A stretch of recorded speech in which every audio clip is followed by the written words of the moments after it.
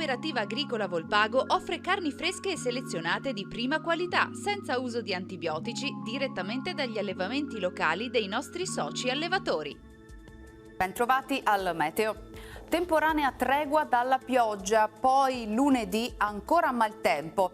Previsioni intanto per domenica 25 febbraio.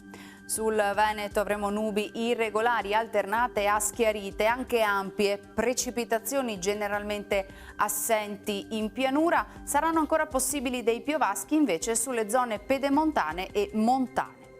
Temperature stazionarie o in lieve locale variazione, minime tra 3 e 7 gradi, massime tra 10 e 14 gradi all'incirca.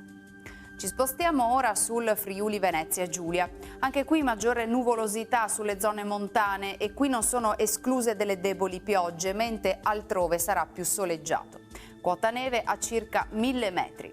Temperature minime tra 5 e 7 gradi, massime sugli 11-12 gradi. Infine diamo uno sguardo al Trentino Alto Adige, dove avremo una prevalenza di sole con occasionali annuvolamenti. Temperature minime sui 3 gradi, massime intorno agli 11. Dal meteo è tutto, vi auguro un buon proseguimento in nostra compagnia.